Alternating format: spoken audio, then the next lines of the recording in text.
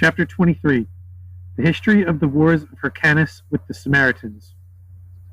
Now Hyrcanus marched to Sebaste, and besieged the Samaritans who were therein for a long time, till he reduced them to such straits that they were compelled to feed upon every kind of dead carcass. Nevertheless they bore this patiently, fearing his sword, and trusting to the Macedonians and Egyptians, whose aid they had implored. In the meantime comes on the great fast, at which Hyrcanus must be present in the holy house to offer sacrifices on that day. Wherefore he substituted his two sons, Antigonus and Aristobulus, as commanders of the army, leaving them orders to besiege the Samaritans and reduce them to extremities. Likewise he commanded the army to obey his sons and to execute their orders, and he departed to the city of the holy house. Moreover, Antiochus the Macedonian marched to help the inhabitants of Sebaste, and tidings of it were brought to the two sons of Hyrcanus, who, having substituted a general to conduct the siege of Sebaste, went to meet Antiochus, whom they encountered and routed, and returned to Sebaste. There came likewise out of Egypt Lythras, the son of Queen Cleopatra, to help the Samaritans. When news of this was brought to Hyrcanus, he went to meet him, the solemnity being now past, whom when he met, he encountered most fiercely, and slew very many of his men, and Lythras was put to flight.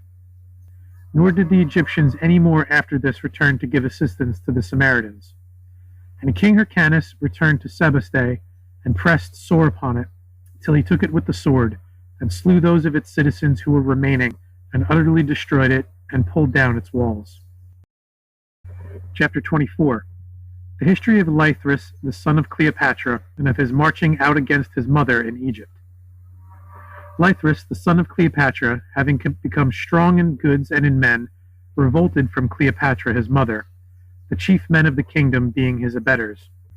Therefore Cleopatra, having sent for two Jews, one of whom was called Chelcias, and the other Hananias, placed them at the head of those princes of Egypt who remained on her side, and made them both generals of the Egyptian army. Now they managed all matters well with the common people, and conducted the affairs of the empire with wisdom. Them Cleopatra sent to fight with Lythras, who going to him made war, and routed him, putting his men to flight. And he fled to Cyprus, and there remained with a few who adhered to him. Chapter 25. An account of the Jewish sects at this time. At that time there were three sects among the Jews. One of the Pharisees, that is, the separated, or religious, whose rule it was to maintain whatever was contained in the law, according to the expositions of their forefathers. The second, that of the Sadducees, and these are followers of a certain man of the doctors by name Zadok, whose rule it was to maintain according to the things found in the text of the law, and of which there is demonstration in the Scripture itself, but not that which is not extant in the text, nor is proved from it. The third sect was that of the Hasdanim, or those who studied the virtues, but the author of this book did not make mention of their rule, nor do we know it except in so far as it is discovered by their name.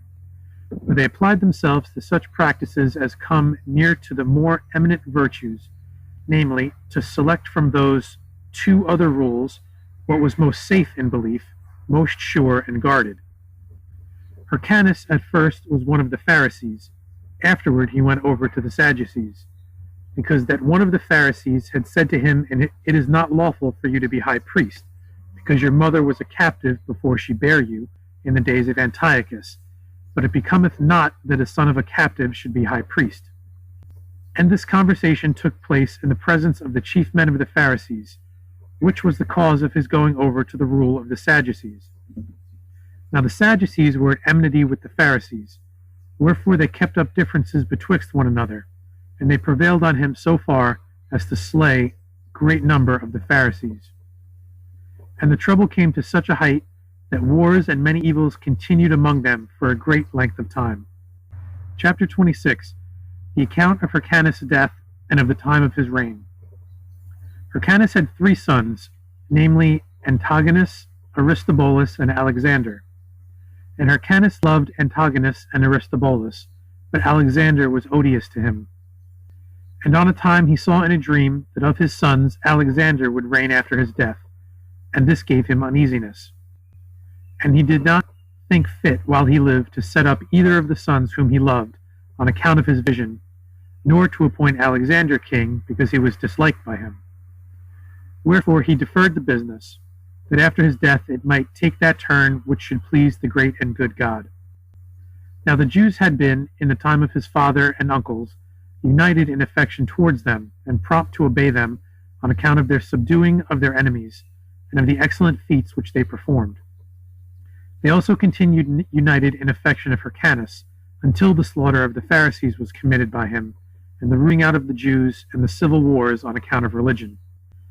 From hence sprung perpetual enmities, and ceaseless evils, and many murders, which was the reason why many detested Hyrcanus. Now the time of his reign was 31 years, and he died.